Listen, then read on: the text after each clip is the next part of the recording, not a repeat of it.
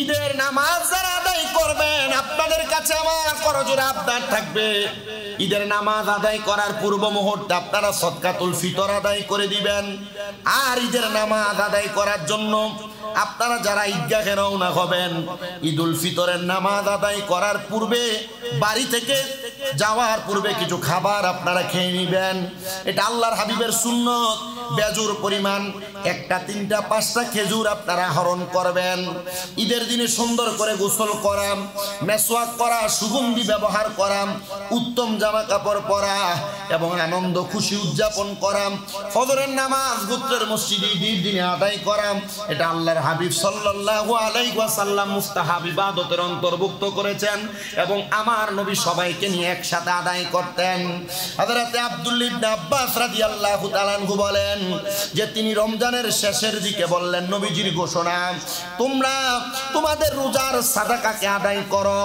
রাসূল সাল্লাল্লাহু আলাইহি ওয়াসাল্লাম সাদাকা হিসেবে 1টা খেজুর অথবা জব অথবা চা অথবা গম স্বাধীনকৃত দাস নারী পুরুষের জন্য নির্ধারণ করেছেন। হযরত আব্দুল্লাহ ইবনে আব্বাস রাদিয়াল্লাহু তাআলা আনহু আবার বলেন, নবীজি সাল্লাল্লাহু আলাইহি সাল্লামের জবান মুবারকের কথা, তোমরা যারা রোজা রাখো তোমাদের রোজাকে অনর্থক অশালীন কথা থেকে পবিত্র করার জন্য, মিসকিনদেরকে খাদ্য দেওয়ার জন্য সদকায়ে ফিতর নির্ধারণ করো। তোমরা সদকায়ে ফিতরের মাধ্যমে তোমরা মিসকিনদেরকে কিছু দাও। যেই ব্যক্তি এটা নামাজের আগে মানে ঈদুল ফিতরের নামাজের আগে আদায় করে, আমার আল্লাহ তাআলা তার সদকাতুল ফিতরকে ফিতরা হিসেবে গ্রহণ করে। কিন্তু কেউ যদি এটাকে নামাজের পর আদায় করে তাহলে এটা দান হবে, সাধারণ দিনের দানের মতো হবে। নবীজি সাল্লাল্লাহু আলাইহি ওয়াসাল্লাম বলেন, হে দুনিয়ার মানুষেরা, আমি যখন মদিনাতে আগমন করলাম তখন ইহুদিদের মাঝে 2টা দিন ছিল, তারা রং তামাশা করত, খেলাধুলা করত। অতঃপর আমি নবী তাদেরকে প্রশ্ন করলাম, তোমাদের 2টা দিন কিসের? তারা বলল, আমরা জাহিলিয়া যুগের 2 দিনে খেলাধুলা করি, রং তামাশা করি। নবী আমার ইরশাদ করেন, হে দুনিয়ার মানুষেরা, তোমাদের ওই দিনের চাইতে উত্তম 2টা দিন আছে, যেই দিনগুলা তোমরা আনন্দ করতে পারো। ইয়া রাসূলুল্লাহ, ওই 2টা দিন কি? নবী আমার কয়েকটা হলো ঈদুল ফিতর আর একটা হলো ঈদুল আজহা। এই দিনগুলাতে তোমরা আনন্দ করবা, ফুর্তি করবা। তবে সাবধান রে মুসলমান, আনন্দ ফুর্তি করতে যাইয়া ঈদের দিনে যারা গান বাজনা করে, ডেক সেট বাজায়, পিকআপের মধ্যে ডেক সেট বাইন্দা বাইন্দা রাস্তায় রাস্তায় ঘুরে, ঈদের দিনে আনন্দ ফুর্তির নামে যারা বাজি ফুটায়, এদের ব্যাপারও আল্লাহর কোরআন রাসূল পাকের হাদিস সাবধানতা দিয়েছে। আনন্দ ফুর্তি নিজেদের মাঝে, পরিবারের মাঝে, আত্মীয় স্বজনের মাঝে, গোত্রের মাঝে করতে বলেছে, তবে গান বাজনা অশালীন কাজ দিয়া না, আনন্দ ফুর্তি করতে বলেছেন নিজের মুখের রসিকতা দিয়া, সুন্দর কথা দিয়া। নবী আমার বলে, দুনিয়ার মানুষের দলেরা, তাই না, ঈদুল ফিতরের দিন তোমরা না কে ঈদগাহের উদ্দেশ্যে বের হবা না। নবীজি কেন? বলে, আমি নবী নিজেই বের হতাম না, এই জন্য তোমরা বের হবা না।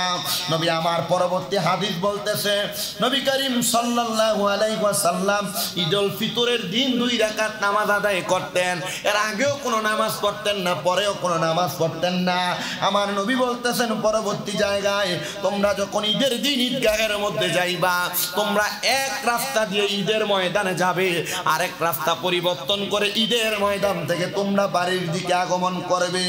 যেই ব্যক্তি রমজানের রোজা রাখার পরে এমন ঈদগাহের মধ্যে গমন করে, এই ব্যক্তিদেরকে আল্লাহ তাআলার পক্ষ থেকে মহামূল্যবান পুরস্কার দেয়। কিন্তু মুসলমান ও দুনিয়ার মানুষেরা, তাকে দেখবেন যারা রমজানের রোজাগুলো রাখে, এরা ঈদের দিনে এতটা আনন্দ ফুর্তি করে না।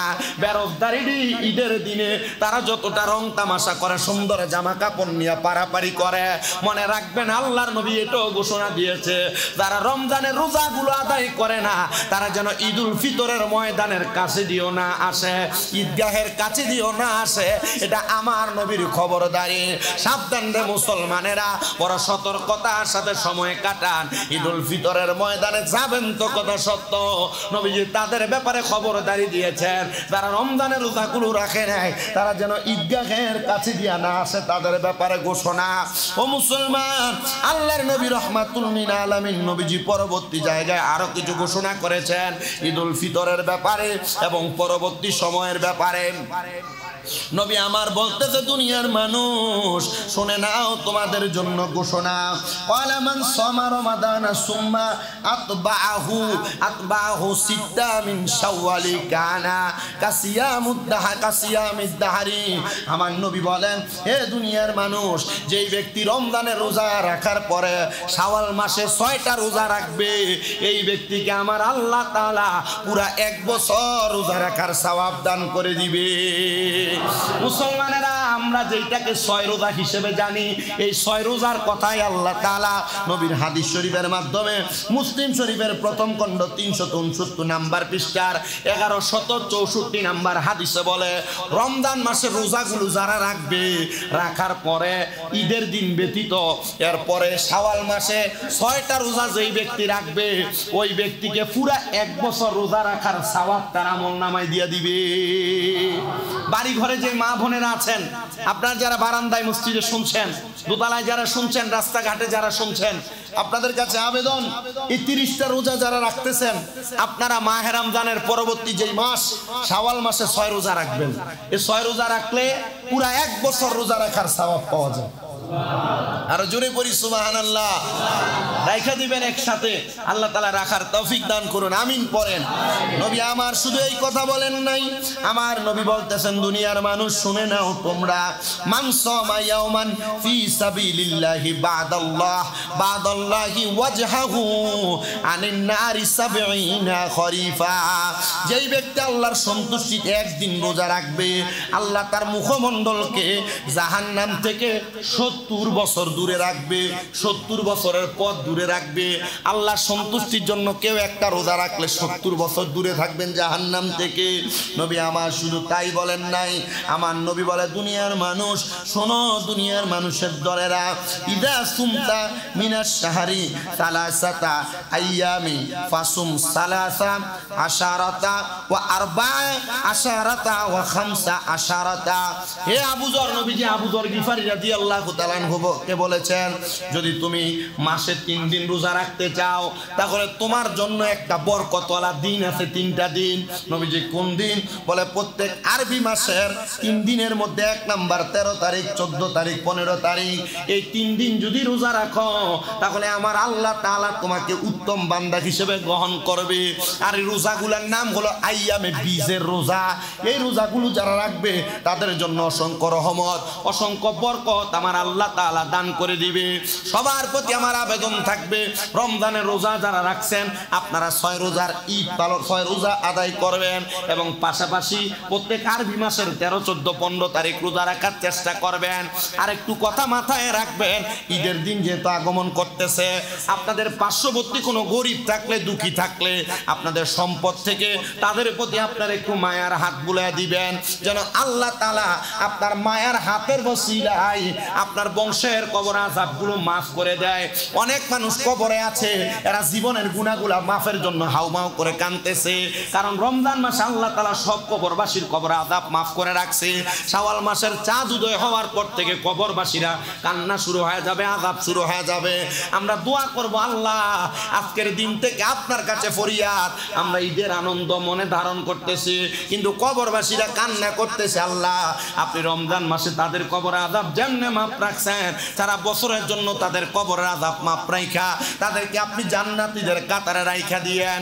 মুসলমান, আপনার ফেতরা কম টাকা আসবে, কিন্তু আপনার টাকা পয়সা সম্পদ বেশি আছে, দান করার সুযোগ কইমা যাইতেছে। আর 3টা দিন 2টা দিন সামনে আমাদের আছে, এখন দান করলে আপনি অন্য দিন 1 টাকা 2 টাকা দান করবেন। আর এখন যদি দান করেন, ফিতরা দেন, সাদকা আদায় করেন, তাহলে আল্লাহ তাআলা 70 থেকে 700 গুণ সওয়াব দিবে। আল্লাহ তাআলার কাছে ফরিয়াদ, আল্লাহ আমাদেরকে বেশি বেশি করে দান করার তৌফিক, আল্লাহ তাআলা সাদকাতুল ফিতর আদায় করার তৌফিক, আল্লাহ তাআলা ঈদুল ফিতরের সব নিয়ামত আমাদেরকে দান করুন। আল্লাহ তাআলা আমাদেরকে মাহে রমজানের পরবর্তী শাওয়াল মাসের 6 রোজা রাখার তৌফিক দান। সে নূরের নাম রাখিলেন মুহাম্মদ রাসূল নবীজির আল্লাহ লা ইলাহা ও আল্লাহ আল্লাহ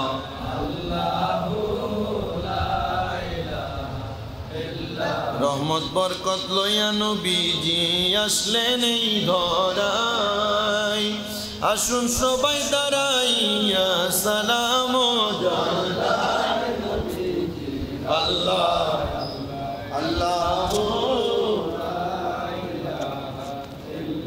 ইয়া নবী ইয়া রাসূল সালাম ইয়া হাবিব সালাম আলাইকা সালাওয়াত ইয়া রাসূলুল্লাহ ওয়া ইয়া হাবিবাল্লাহ নবীজি গো আমরা যে গুনার সাগরে ভাসতেছি উম্মতি বলে আপনি কাঁদতেছেন নবী বাসায়া ইসলামের তরি আবার সেই তরি নিবেন পার করি ইয়া নবী ইয়া রাসূল সালাম ইয়া হাবিব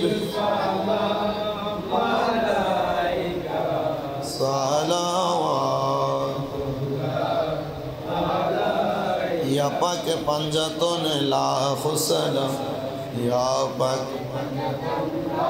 ইয়া হাসান শাহ হুসেন লাখ সালাম ইয়া হাসান শাহ হুসেন بلغ العلا بكماله كشف الدجى بجماله حسنت جميع خصاله صلوا عليه وعلى اللهم آمين الحمد لله رب العالمين الصلاة والسلام على رسوله الكريم ربنا ظلمنا أنفسنا وإن لم تغفر لنا وترحمنا لنكونن من الخاسرين রব্বুল আলামিন আল্লাহ মায়ার নজর করে তাকিয়ে দেখেন আল্লাহ দুনিয়ার জমিনের মধ্যে আল্লাহ অনেক তোমার বান্দারা এই জুমাতুল বিদার নামাজ আদায় করার পরে আল্লাহ তোমার শাহিন সেই পাক দরবারে দুইখানা হাত বাড়াইছে গো আল্লাহ মাঘে রমজানের জুমার নামাজ শেষ করে দিয়েছে আল্লাহ শেষ জুমার নামাজ আদায় করে আল্লাহ তোমার দরবারে হাত বাড়ায়া তোমার বান্দারা জীবনের গুনাহগুলো ক্ষমা ভিক্ষা চাই আল্লাহ দুনিয়ার ভিক্ষুককে এক দরজার মধ্যে ভিক্ষা না দিলে আরেক দরজার মধ্যে চলে যায় আল্লাহ তুমি যদি আমাদেরকে ফিরিয়ে দাও তুমি ছাড়া আমাদের আর কোনো খোদা নাই আল্লাহ বলো গো আমরা কার কাছে যায় হাত বাড়াবো মনিব আমরার জীবনের গুনাহগুলো তুমি মাফ করে দাও ও দয়াল ফরিয়াদ তোমার দরবারে আমরা গুনাহগার আমরা বদকার আমরা সিয়াগার আমাদের মধ্যে অনেকে আছে যাদের জগতের মধ্যে মা নাই অনেকে আছে গো যাদের বাবা নাই অনেকে আছে মাও নাই বাবাও নাই জনমের তিমরে আল্লাহ এমন মা বাবা যাদের অন্ধকার কবরে আম্মা আব্বার কবর নাজাতের ফয়সালা করো যাদের মা বাবা বেঁচে আছে হায়াতে তৈয়বা নসিব করো যাদের মা বাবা সুস্থ পরিপূর্ণ সুস্থতার নিয়ামত দান করো আল্লাহ অনেক মা বোনেরা কোরআন খতম করে দোয়া চাইছে বিশেষ করে মুনা বেগমের মেয়ে কোরআন খতম করে দোয়া চাইছে আল্লাহ ওনার মেয়েটার কোরআন খতম তুমি কবুল মঞ্জুর করে নাও আল্লাহ আব্দুল গফফর সাহেবের সন্তান উনি দোয়া চাইছে আল্লাহ সে কি উদ্দেশ্য করে দোয়া চাইছে আল্লাহ তার আশাগুলো পূরণ করো বিদেশের বাড়িতে যিনি আছে ওনাকেও কবুল করো আল্লাহ তাদের পরিবারের উপর তোমার খাত রহমত বরকত দান করো আমার ইব্রাহিমের স্ত্রী 2 খতম কোরআন তেলাওয়াত করেছে তার ভাবি 2 খতম কোরআন তেলাওয়াত করেছে ইব্রাহিমের আম্মা 1 খতম কোরআন তেলাওয়াত করেছে আল্লাহ তাদের কোরআন খতমের দোয়া তোমার দরবারে বকশিশ করলাম কবুল মঞ্জুর করে নাও কামাল ভাইয়ের স্ত্রী কোরআন খতম করেছে ওনার কন্যা কোরআন খতম করেছে, তাদের দোয়াগুলা কবুল মঞ্জুর করে নাও। ও মুনিব, আল্লাহ ফরিয়াদ তোমার দরবারে, আমার একজন ভক্ত ফাতেমা বেগম, উনিও কোরআন খতম করেছে, দোয়া চাইছে, আল্লাহ তাদের কোরআন খতমগুলো কবুল মঞ্জুর করে নাও। আল্লাহ এমনভাবে এই দৌলতপুর এলাকার যত মা বোনেরা কোরআন তেলাওয়াত করতেছে, আল্লাহ তাদের তেলাওয়াতের ভুল ভ্রান্তিগুলা ক্ষমা করে তোমার তালিশান দরবারে কবুল মঞ্জুর করে নাও। মাহে রমজানের বাকি রোজাগুলো সহিভাবে রাখার তৌফিক দান করো। দুনিয়ার মানুষদের আনন্দে বড় খুশি আত্মহারা, আল্লাহ কবরবাসীরা কান্না করে শাওয়াল মাসের চাঁদ উদিত হওয়ার পরে আল্লাহ তাদের কবরে আযাব শুরু হয়ে যাবে। আল্লাহ রমজানে যেমন ভাবে তাদের কবর আযাব মাফ রাখছেন, আল্লাহ এমন ভাবে সারা জীবনের জন্য কবরবাসীদেরকে মাফ করে দেন। এই মসজিদের ডাইনে বামে সামনে পেছনে যত কবরবাসী, আল্লাহ ওই কবরবাসীদেরকে আপনি ক্ষমা করেন। আল্লাহ এই মসজিদে যারা যারা মাসে মাসে সপ্তাহে সপ্তাহে দান করে, তাদের দানগুলা কবুল মঞ্জুর করেন। আল্লাহ ফরিয়াদ তোমার দরবারে, অনেক প্রবাসী ভাইরা রমজান মাসে রোজা রেখে কাজ করতে বড় কষ্ট হয়, অনেকে দোয়া চাইছে, আল্লাহ এই রমজান মাসের উসিলায় আমার প্রবাসীদেরকে তুমি মাফ করে দাও। প্রবাসীদের হায়াতে রিজিকে বরকত দান করো, প্রবাসীদের কামাই রুজিতে বরকত দান করো। আল্লাহ বিশেষ করে প্রবাসীরা বিদেশের বাড়িতে সন্তান সন্ততি স্ত্রী পুত্র মা বাপ ফালাইয়া বিদেশে বড় কষ্ট করে, ঈদ করবে, আল্লাহ তাদেরকে তোমার কুদরতি হাতে সফর্দ করলাম, প্রবাসীদেরকে তুমি কবুল করে নাও। আর আমাদের প্রত্যেকের মরণের আগে আখিরি জবানে মধুর কালেমা পড়ে দিয়েন, লা ইলাহা ইল্লাল্লাহু মুহাম্মাদুর রাসূলুল্লাহ। আসসালামু আলাইকুম ওয়া রাহমাতুল্লাহ।